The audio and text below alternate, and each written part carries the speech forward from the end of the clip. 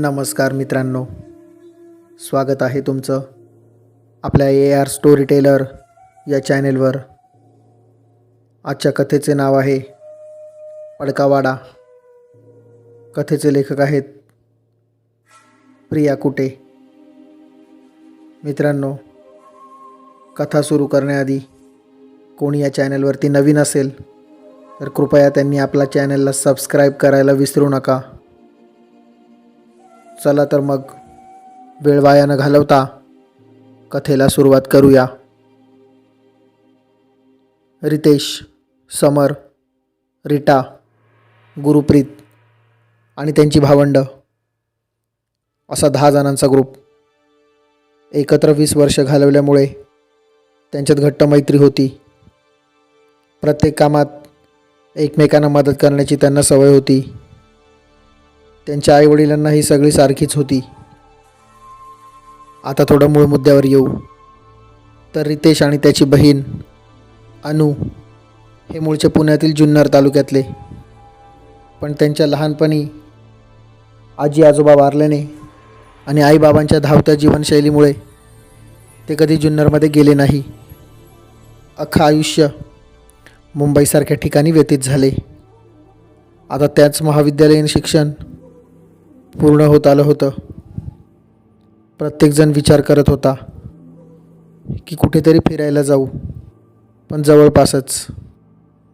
तेवढ्यात अनु पटकन बोलली, दादा आपल्या गावाकडचे घर आहे ना, तिथं जाऊ ना, फार मोठा वाडा आहे असे ऐकले होते रे आईकडून। रितेशला ही कल्पना आवडते, पण बाबांचा होकार मिळवणे जरा अवघड काम होते, कारण त्या वाड्याचा विषय आल्यावर बाबा प्रचंड भडकत असत। कारण तर माहीत नव्हते, पण ते खूप चिडचिड करायचे। रात्री जेवणाच्या वेळी अनुने आईला विचारायचं ठरवलं आणि मग आई बाबांशी बोलणार असं ठरवून ते जेवणाच्या टेबलावर बसायला आले। अनु आईला किचनमध्ये मदत करत असते। अनुची आई म्हणजे सरिताताई या डॉक्टर असतात। त्यांना अगदी कधीही हॉस्पिटलमध्ये जाण्याची वेळ येत असते। जेवणाच्या टेबलवर सगळं मांडून आई वाढायला सुरुवात करते। बाबा आणि रितेश हे दोघेही तिथे येतात। इकडच्या तिकडच्या गप्पा झाल्यावर अनु मूळ विषयावर येते। बाबा ऐकूनच संतापतात। रितेश जरा खोदूनच बाबांना विचारतो, काय आहे असं जे आम्ही जाऊ शकत नाही? रितेशचे बाबा निर्णय नवले DIG असतात, खूप संतप्त स्वभावाचे। ते म्हणतात, मला तुला सांगणं गरजेचं नाही, हा विषय पुन्हा नको। काही वेळाने सगळे झोपी जातात। दुसऱ्या दिवशी गुरुप्रीत रितेशच्या घरी येतो। गुरुप्रीत म्हणजे मूळचा पंजाब या राज्यातला। त्याचे आई वडील श्री मनदीप व त्यांची बायको अमृत पंजाबमध्ये शेती करत असतात आणि गुरुप्रीत त्याचं शिक्षण पूर्ण करण्यासाठी मुंबईत आलेला असतो। एका रुबी आंटीकडे तो भाडेकरू म्हणून राहत असतो। देवावर नितांत श्रद्धा असलेला आणि सरळमार्गी असा गबरू जवान म्हणजे गुरुप्रीत।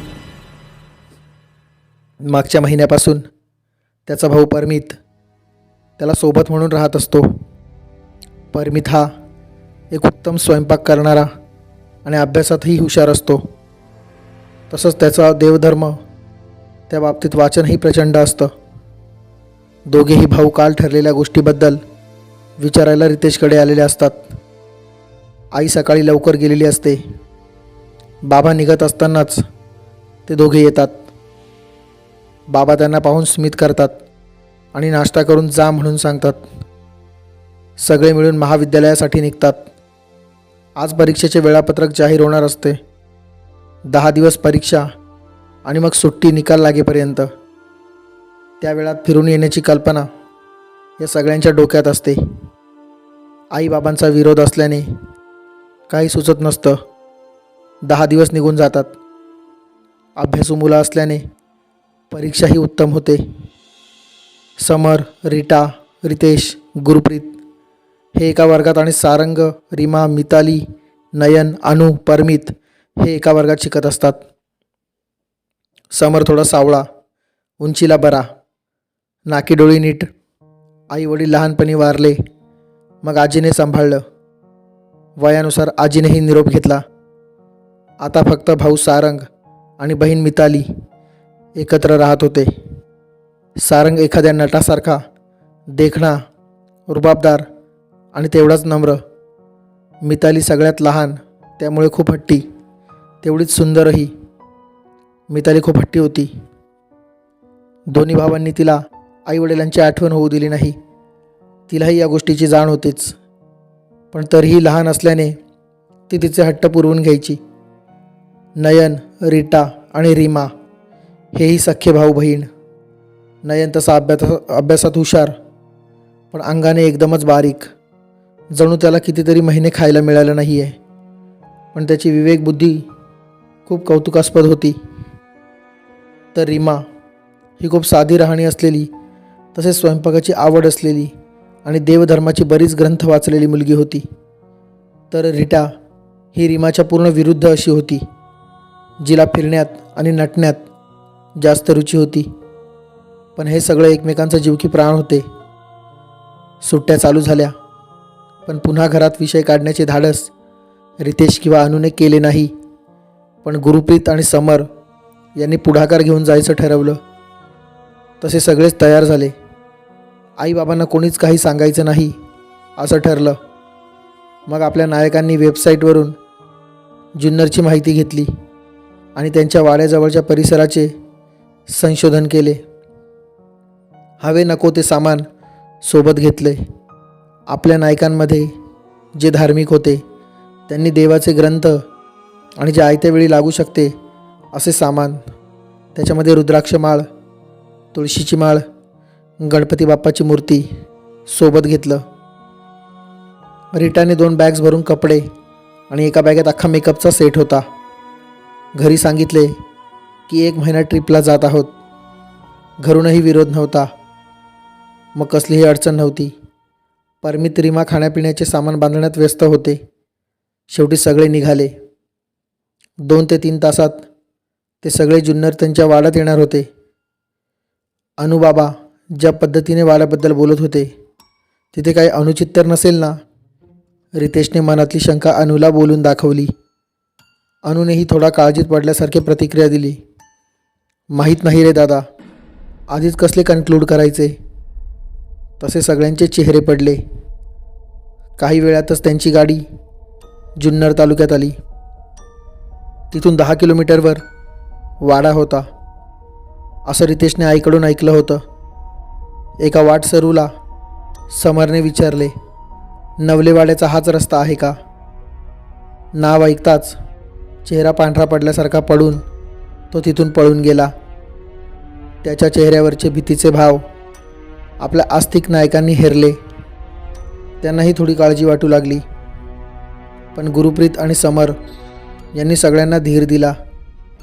रस्ता शोधत शोधत सगळे एका मंदिराजवळ आले.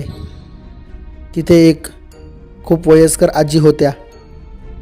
एवढा गोतावळा बघून आजी थोड्या पुढे आल्या. प्रत्येकाला निरखून बघितल्यावर आजीने विचारलं, कुठून आला र आणि कुठं शिक जायचं हाय? कुणाची पोरं तुम्ही? तेव्हा रितेशने पुढे येऊन सांगितले की मी रितेश नवले, संग्राम नवले यांचा नातू. आजीने नाव ऐकून डोळे विस्फारले. ती म्हणाली, निघून जावा इथनं. कायला आले इथं? ती सोडायची नाही, जावा निघून. गुरु आजीजवळ आला आणि विचारलं, आजी कोण ती? जरा नीट सांगाल का? काय आहे हे सगळं? आजीने तुम्ही त्या भानगडीत पडू नका असं सांगितलं. तर तेवढ्याच समर पुढे येऊन बोलला, आजी आम्ही तर तिथे जाणार आणि 1 महिना आम्ही तिथे राहणार. हे फिक्स करूनच आम्ही इथे आलोय. नकार पारवांनो, जाऊ तिथं. ती घास घेईन तुमचा आणि हा तर वारस आहे, याला जास्त धोका आहे. नकार जाऊ. आजीचे न ऐकता समर पुढे जाऊ लागला. तसा तिथे एक दगडावर नवलेवाडा 10 किलोमीटर आणि त्याचा चक्क मार्ग दाखवणारा नकाशाही कोरला होता. कारण नवले हे त्या काळातल्या आसामीपैकी एक होते आणि त्यांनीच त्यांच्याकडे येणाऱ्या प्रत्येकाला त्यांच्यापर्यंत येता यावं या सद्भावनेने हे पाऊल उचललं होतं. समरने गाडी काढली आणि सगळ्यांना उद्देशून त्याने येण्यासाठी विचारले. आजी अजूनही नको जाऊ म्हणून सांगत होत्या. आजीने देवळात जाऊन एक अंगाऱ्याची पुडी रीमाच्या हातात दिली आणि वेळ आल्यावर वापरायला सुचवली. तसे सगळे गाडीत बसून जायला निघाले. रस्ता तर आता माहीत होताच. काही वेळातच सगळे वाड्यासमोर आले. वाड्याची एका साईडने भिंत खचली होती. भला मोठा गेट लाल कपडा बांधून बंद केला होता. जणू काही जे आत आहे त्याला थांबवण्यासाठी. पण कदाचित या मुलांमुळे ते बाहेर पडू शकणार होते. तो कपडा काढण्यासाठी समर पुढे गेला. रितेशने त्याला अडवले. सम्या, जाऊ दे, खूप काहीतरी अजब वाटतंय. एवढं बांधून ठेवलंय म्हणजे नक्कीच काहीतरी खतरनाक आहे. समर म्हणाला. नाही मित्रा, आता काय ते बघूनच जाऊ. तसा समरने कपडा उघडायला सुरुवात केली. वरती ओम होता, जो काढून त्याने गेटला अडकवलं आणि जसा कपडा काढायला सुरुवात केली तसं एक मोठं वादळ सुरू झालं. जणू ती शक्ती जागी झाली आहे. थोड्या वेळाने वादळ शांत होतं, कारण रीमाने तिच्या जवळचा अंगारा सगळ्यांच्या नकळत चिमूटभर फुंकलेला असतो. गेट उघडून आत आल्यावर वाड्यावर सगळ्यांची नजर जाते. वाडा तसा 30 वर्षांनंतरही भक्कम असतो. दरवाजे लांबलचक आणि तेवढेच जड. त्याचाच विचार करून छोटेखानी दरवाजे त्यात बनवलेले होते. एक साईड थोडी खचलेली होती. न जाणे तिथे काहीतरी घडलं असावं. सगळेजण छोटेखानी दरवाजातून आत प्रवेश करत होते. आतमध्ये एक खूप मोठं अंगण होतं. त्यात सुकलेली पडलेली झाडं होती. गवत उगवून कमरेएवढे झाले होते. वाडा चारही बाजूंनी गवतात वेढला होता. आतलं दार लहान होतं, ज्याला तेवढेच लहान कुलूपही होतं. त्या कुलूपाभोवती खूप गवत जमा झालं होतं. गुरुने तिथे असलेल्या एका दगडाने कुलूप उघडून काढलं. कुलूप उघडताच एक मंद झुळूक त्यांच्या जवळून गेली. आतमध्ये प्रवेश करून सगळे निरीक्षण करू लागले. भव्य मोठा दिवाणखाना, त्यात बरीचशी तैलचित्र नावासहित होती. रितेश आणि अनुचे खापर पंजोबा त्यांचेही तैलचित्र होतं. त्यात ते अगदी जिवंत वाटत होते, कारण त्या चित्रावर कसलीच धूळ माती नव्हती. दिवाणखान्याच्या उजवीकडे जुन्या काळातील स्वयंपाकघर होतं, ज्यात भली मोठी चूल होती. मग न्हाणीघर आणि त्यानंतर वरती गच्चीवर जायचा रस्ता. सगळ्यांनी वाडा बघून घेतला. वरतीही काही खोल्या होत्या, पण या सगळ्यांनी खालीच राहणे पसंत केले. अजून तरी कोणाला काही वाईट अनुभव आला नव्हता. एक रूम स्वच्छ करून व सोबत आणलेला सुका नाश्ता आणि मॅगी इंडक्शनवर बनवून सगळ्यांनी थोडं खाल्लं. संध्याकाळी झाली. काही साधन नसल्याने सगळ्यांनी मोबाईलवर चित्रपट बघण्यात वेळ घालवला. त्यातच सगळ्यांना झोप लागली. काही वेळाने अंगणात कोणी असल्याचा आवाज कानी पडला. जणू कोणी दार उघडण्याचा प्रयत्न करत आहे. त्या आवाजाने सगळे जागे झाले. पण ते जे कोणी होते ते आत येऊ शकत नव्हते, कारण रीमाने अंगारीची रेघ झोपण्यापूर्वी ओढली होती. जोरजोरात दरवाजा ठोठावण्याचा आवाज येत होता. सगळे रात्रभर जागे राहिले आणि आपले आस्तिक नायक जपमाळ आणि मंत्र म्हणण्यात व्यग्र झाले. रात्रीचा एक प्रहर उलटला. आवाजाची तीव्रता कमी झाली. थोडाच वेळ झाला असेल. प्रत्येकाच्या समोर एक काळी सावली उभी राहिली. ती सावली एका बाईची होती, जी कदाचित तीच होती जिचा उल्लेख त्या आजीने केला होता. सगळ्यांचे श्वास ऐकू येऊ लागले.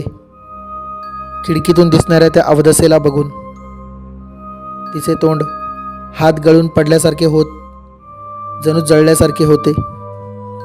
डोळे जणू फक्त काळोख आणि त्याच्यावर जाड भुवया बघूनच काळजाचा ठोका चुकेल असे.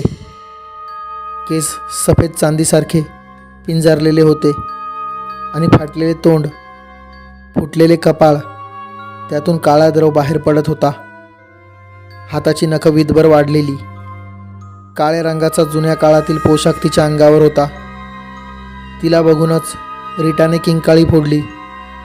तिने पहिल्यांदाच असं काहीतरी भयंकर पाहिलं असावं. तसं आपले आस्तिक नायक देव जपमाळ करायला लागले. ती अवदसा बाहेरून किंचाळत होती. वाड्यात येण्यासाठी तळमळत होती. तिचे भक्ष्य समोर होते, पण अंगाऱ्यामुळे तिला प्रवेश करता येत नव्हता. तिने बाहेरून सगळ्यांवर नजर टाकली. तिची नजर रितेशवर थोपली. जणू तिला समजलं की घराचा वारस तोच आहे. त्याला बघून ती चांडाळणी जोरात ओरडली, जिता सोडायची नाही म्या. मला तुझा घास पाहिजे. तुझी म्या लय वरीस वाट बघितली आहे. असं बोलून ती अवदसा कुत्सितपणे हसू लागली. तिचा खिडकीच्या गजाला हात लागताच तिला झटका लागल्याप्रमाणे ती मागे सरकली. रीमाने प्रवेश करताना गेटवर असलेल्या ओमला खिडकीत ठेवलं होतं. त्याच्या प्रभावामुळे ती अवदसा मागे सरकली गेली. तशी ती बोलती झाली, म्या परत येईन, सोडणार नाही कुणाला बी. आणि ती तिथून निघून गेली. थोडा वेळ असाच शांततेत गेला. कोणालाही काय बोलावं, काय करावं, काहीही सुचत नव्हतं. थोडा वेळ आपण पाहिलं ते खरं आहे का हे समजण्यात गेला. रितेश, रीमा, नयन हे जागेवरून उठून समोर आले आणि प्रत्येकाला धीर द्यायचं काम करू लागले. रात्रीचा प्रत्येक क्षण भीतीने भरलेला होता. कोणालाही झोप येणार नव्हती. खूप भयंकर प्रकार सगळ्यांसमोर घडला होता. रीटाला दरदरून घाम फुटला होता. तिला थोडा तापही आला होता.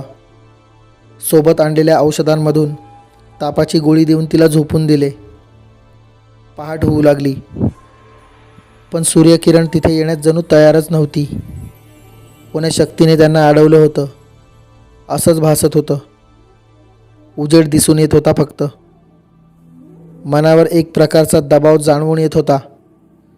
प्रत्येक जण दुःखी होता जणू. रीटाला हळूहळू जाग येऊ लागली. कालचा प्रसंग आठवून ती जोरजोरात रडू लागली आणि पुढच्याच क्षणी ती जोरात भिंतीवर आदळली. तिचे केस विखुरले गेले. ती एखाद्या प्राण्यासारखी गुरगुरू लागली. सगळे अचानक झालेल्या या गोष्टीमुळे घाबरले गेले. सकाळी आवरत असताना बाहेर येण्या जाण्यामध्ये पाय लागून अंगारा पुसला गेला होता आणि त्यात कमजोर मनाची रीटा तिच्या जाळ्यात अडकली. तिचे पाय आणि हात उलट्या दिशेने फिरले. ती उलट दिशेने चालू लागली आणि जोरजोरात हसू लागली. तिने तिच्या अंगाचा काटकोन करून मधोमध थांबली आणि कर्कश आवाजात ती ओरडू लागली, म्या आली आहे घास घ्यायला, जिता सोडायची नाही. आणि तिने रितेशवर झेप घेतली. रितेशला काही काळाच्या आत तो खाली कोसळला. त्या अवदसेचा हिडीस चेहरा त्याच्या अगदी जवळ होता. तिची नखं त्याच्या गळ्यात रुतत होती. तो जीव तोडून ओरडत होता. अचानक झटका लागल्यासारखे ती अवदसा किंचाळली आणि तिथून निघून गेली. परमितने त्या अवदसेवर अंगाऱ्याने माखलेली रुद्राक्ष माळ फेकलेली. तिच्या फक्त स्पर्शाने तिने पळ काढला. रितेशला श्वास घ्यायला त्रास होत होता. तसे गुरु आणि समर पुढे आले आणि त्यांनी फर्स्ट एडने त्याची जखम साफ केली. रितेशला बऱ्यापैकी थकवा आलेला.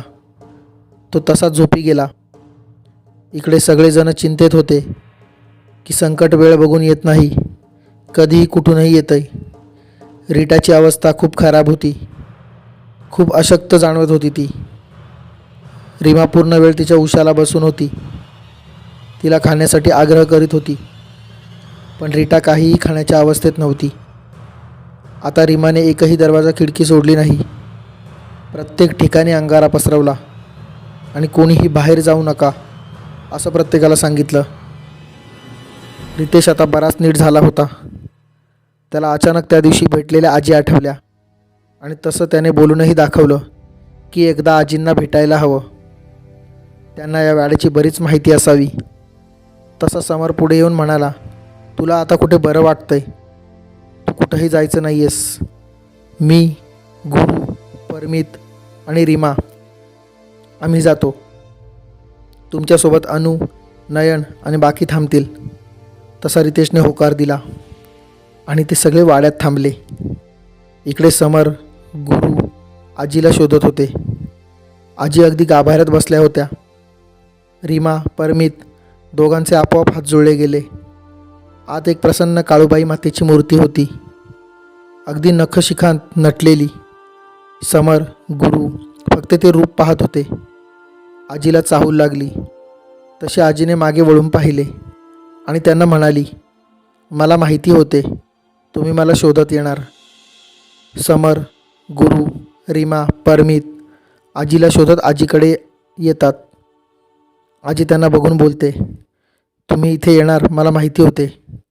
तुम्हाला काय जाणून घ्यायचं आहे याचीसुद्धा मला कल्पना आहे. आजी त्या सगळ्यांना मंदिरात बसायला सांगते. तिथे कमालीचे प्रसन्न वातावरण असते. चारही जणं कालचा थकवा विसरून जातात. आजी घडलेली गोष्ट सांगायला सुरुवात करते. पोरांनो ऐका, 30 वर्षा अगोदरची गोष्ट आहे.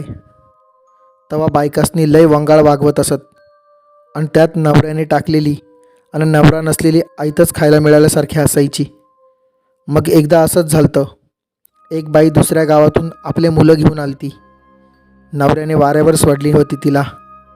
मग तिच्यावर संग्राम पाटलाच्या थोरल्या पोराची म्हणजे ठाकाजी नवलेची वंगाळ नजर पडली. तो लय पाताळयंत्री माणूस होता. बाई दिसली का बावळटावाने तिला त्रास द्यायचा. त्यातही एकलीच म्हणल्यावर त्याला बरंच होतं. तिने बी त्याचा लय विरोध केला. पर एकली बाई कवर विरोध करायची. एकदा तो तिच्या घरामध्ये थेट घुसला आणि तिला बोलला, ए बाई कवर असं वागणार आहेस? म्या बायकोलाच वाढली तुझ्यासाठी, तो कायला एवढा विचार करती? तसं तिने जळक लाकडून उचलून त्याच्यावर वार केला. त्याचं अर्ध तोंड जळालं होतं. तो तसाच वरडत पळाला आणि ही इथे ढसाढसा रडू लागली. तिने आता ईद यायचं नाही असं ठरवलं आणि काही दिवसांनी कापड आवरायला घेतली. पोराला उचललं आणि धार वलटून निघाली. वज पायवाट धरून ती कडकडनं निघाली आणि मध्येच घात झाला. तो राक्षस आला आणि त्यानं तिला केसानं वढून जंगलाच्या दिशेनं फेकली. त्याचं ते जळकं तोंड त्यानं तिच्या जवळ नेलं. ते बघून तिचा थरकाप उडाला. रातच्या वेळेला तो आणिकच भयान वाटत होता. तिचं पोर त्यानं लय जोरात फेकून दिलं. त्याचा तिथंच जीव गेला.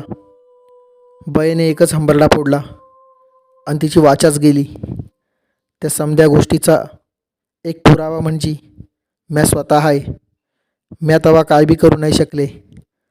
अजून पतूर मला वाईट वाटतं या. मग पुढं त्या नराधमाने त्या पोरीला लय मारले आणि तिची आबरू लुटून तिला तिथंच जंगलात पेटवून दिली. मला सुचच ना काय करावं. मी तसंच तोंड दाबून रडत रडत घरी आले. पुढं काही दिवसांनी ठकाजीला वंगाळ सपाना पडायला लागली. पार सकाळच्या पहारी त्याला घाम फुटाया झाला. ज्या बाईसनी त्यानं मारलं होतं तीच बाया त्याच्या उरावर बसून त्याला मारायची धमकी द्यायची.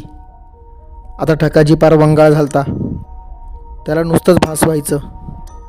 हळूहळू त्यांचं डोसकं फार कामातनं गेलं आणि तो पण देवाघरी निघून गेला. त्या वक्ताला तिथं ती ठाकली आणि तिनं मोठ्यानं म्हणाली, तुझ्या सगळ्या वारसदारांनी म्या असाच मारणार आणि प्रत्येकाचा म्या घास घेणार. मग त्यानंतर ठाकाजीचे पवार मिळालं. वाड्याचा पडका भाग हाय का तिथून त्याला भुईवर आपटला तिनं. ठकाजीच्या कारभारणीला काय तो प्रकार समजला आणि तिने घाईनं सयाजी आणि त्याची बायको यमुना आणि तिच्या पोटात असणाऱ्या बाळाला त्याच रात्री तिथून दूर धाडलं. नंतर ठकाजीला त्याच्या कारभारणीला भीतीनं मारलं. आता तिकडं सयाजीला मुलगा झाला, पण निर्मलाताईंनी म्हणजे ठकाजीच्या कारभारणीनं त्यासनी रक्षा कवच दिलं. म्हणूनच ती बाया त्याच्या पत्र पोहोचली नाही. हळूहळू इथं वाड्याच्या जवळपास प्रेतं गवसू लागली. जणू तिला जे हवे होते ते मागण्यासाठी तिनं हैदोस घातला होता. मग ऐका, सकाळच्या वक्ताला एक सिद्ध पुरुष आलतं. प्रभाकर गुरुजी होतं त्यांचं नाव. लय प्रसन्न चेहऱ्याचे होतं ते. मग त्यांनी तिथं मंतर करून तिला त्या लाल कपड्यानं डांबून ठेवलं, जे कालच्या दिसाला तुम्ही काढलं. आता ती त्या पोराला सोडायची नाही. तुम्ही इथं येऊन लय मोठी चूक केली या. तेवढ्यात गुरु आजीजवळ विचारतो, आजी, प्रभाकर गुरुजी या क्षणी आम्हाला भेटू शकतील का? तुम्ही सांगू शकाल का ते कुठे आहेत? या क्षणी आम्हाला त्यांची गरज आहे. आजीने सांगितले की बाळा, ते तर कवाच देवाघरी गेलेत, पर त्यांचा आश्रम तिथंच आहे, वर त्या समानीच्या डोंगरावर. तिथं कोण आहे की नाही ते माहीत नाही बाबा. काळजी घ्या रे पोरांनो, येते म्या. आजी गेली. त्या दिशेने सगळे बराच वेळ पाहत होते आणि डोंगर चढायच्या विचारातच मंदिरातून आई काळूबाईला नमन करून बाहेर पडले. परमित, रीमा देवाचे स्मरण करत जपमाळ करत असतात. ती बाया आत यायला ओरडत असते, पण त्या दोघांच्या जपमाळेपुढे तिची शक्ती कमी पडते. रीमा गणपती स्तोत्र आणि हनुमान चालिसा बोलत असते, तेही खड्या आवाजात. रीमाचं गणपती स्तोत्र बोलून होतं. त्याच्यानंतर ती हनुमान चालिसेला सुरुवात करते आणि परमित ओंकार नाम म्हणत असतो. इक ओंकार सतनाम करता पुरक निर्मोह निवेर अकाल मूर्तजुनी सबम गुरु प्रसाद जप. आडसच जुगा आडसच. रितेश आणि रीटा आता खूपच चांगल्या अवस्थेत असतात. थोडा वेळ शांत राहून परमित आणि रीमा त्या अवदसेकडे बघतात. ती दात ओठ खात असते. दोघांच्या मंत्र उच्चारणामुळे तिथं एक रक्षा कवच बनलेलं असतं. तिला कुठून तरी संकेत मिळतो आणि तत्काळ ती निघून जाते. इकडे गुरु समर डोंगर चढू लागतात. त्यांच्यासोबत नयन आणि सारंग येतात, कारण रीमा आणि परमित त्यांची जास्त गरज वाड्यावर असते. डोंगर चढण्यास दुपार होते, पण वर पोहोचूनही पदरी निराशा येते, कारण आश्रम वगैरे असं काहीही त्यांच्या दिसण्यात येत नाही. आणि तिथे ती प्रकट होते. ते जळालेले भयानक रूप पाहून चौघे खूप घाबरतात. पूर्ण अंग खिळल्यासारखं होतं. काही वेळाने खूप जोरात वारा घोंगावत येतो. ती अवदसा जोरात हसू लागते. हे चौघे तिच्या समोर फक्त उभे असतात. त्यातले 3 जण देवाला मानत नसतात आणि गुरुला अचानक ती समोर आल्याने काही सुचत नसतं. इकडे वाड्यावर खूप वेळ झाला, हे कोणी आले नाही म्हणून सगळे चिंतेत असतात. रीमा परमित यांना तिकडे जाण्यासाठी सांगते आणि स्वतः होम मांडायची तयारी करते. परमित सोबत रुद्राक्ष आणि पांढऱ्या स्फटिकांची माळ घेतो. डोंगराजवळ येताच वर धोका असल्याचे त्याच्या लक्षात येतं. तो आजीने सांगितल्याप्रमाणे प्रभाकर गुरुजींच्या शोधात जातो. डोंगराच्या उजव्या दिशेने एक सत्पुरुष त्याला जप करत असलेले दिसतात. तसाच परमित त्यांच्याजवळ येऊन नतमस्तक होतो. त्या सत्पुरुषाने आपले डोळे उघडून परमितकडे पाहिले. तो खूप कष्टात आहे हे त्यांनी त्याच्याकडे पाहून जाणले असावं. त्यांनी परमितजवळ येऊन त्याला दोन्ही हातांनी उचलून उभं केलं. त्यांनी स्पर्श करताच परमितला खूपच शांत आणि सकारात्मक अशी जाणीव झाली. त्याने त्यांच्यासोबत झालेल्या घटना क्रमाने त्या सत्पुरुषाला सांगितल्या आणि आता त्याच्या मित्रांवर आलेलं संकट दूर करण्याची विनंती केली आणि तो जोरजोरात रडू लागला. ते महाराज म्हणजे साक्षात देवाने पाठवलेला दूत होता. त्यांच्या डोळ्यात एक चमक होती, चेहऱ्यावर तेज होते, एक वेगळीच प्रसन्नता त्यांच्या सानिध्यात होती. त्यांनी परमितला सोबत चालण्यास सांगितलं. ते दोघेही डोंगरावर आले, जिथे हे चौघे त्या अवदसेसोबत लढत होते. महाराजांच्या आगमनाने तिला अस्वस्थ होऊ लागलं. तिने समर आणि नयनला जखमी केलं असतं. ती सारंगकडे जात असते तेव्हाच महाराज तिथे येतात. महाराज तिला बजावतात, सोड या पोरांना, यांनी काय बिघडवलं आहे तुझं? तुला ज्यांनी त्रास दिलाय ते कधीच विलीन झाले आहेत. तू का स्वतःला त्रास करून घेते आहेस? तेव्हा ती म्हणाली, यांच्या थोरल्या लोकांनी माझ्या पोराचा जीव घेतला. त्यांना काय इसकटलं होतं यांचं. मी बी सोडणार नाही कुणाला बी, असं म्हणून ती पुढे जाऊ लागली. तेव्हाच महाराजांनी तिला थांबवून तिच्या डोक्यावर हात ठेवला. ती किंचाळत होती. काही वेळातच तिची राग झाली. इकडं वाड्यावर रक्षा कवच असल्याने सगळे सुरक्षित होतात आणि रीटा, रितेश दोघांच्याही जखमा आणि अशक्तपणा भरून निघतात. रीमाला कळून चुकतं की परमित त्याच्या कामात यशस्वी झालाय. रीमा वाड्यातून बाहेर पडून बघते तर सगळीकडे उल्हासित वातावरण असतं. मळप दूर झालेला असतो. तर मित्रांनो, ही कथा जर तुम्हाला आवडली असेल तर या कथेला नक्की लाईक करा, कमेंट करा आणि आपली ही कथा सर्व लोकांपर्यंत नक्की शेअर करा. कुणी आपल्या चॅनलला सबस्क्राईब केलं नसेल तर मित्रांनो, आपल्या चॅनलला सबस्क्राईब करायला मात्र विसरू नका आणि शेजारी असलेल्या बेल आयकॉनवरती नक्की क्लिक करा, जेणेकरून आपल्या चॅनलवर येणारे नवीन नवीन व्हिडिओ तुम्हाला बघायला मिळतील.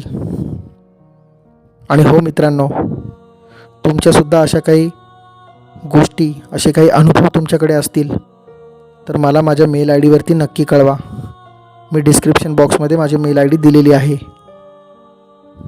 चला मित्रांनो, धन्यवाद.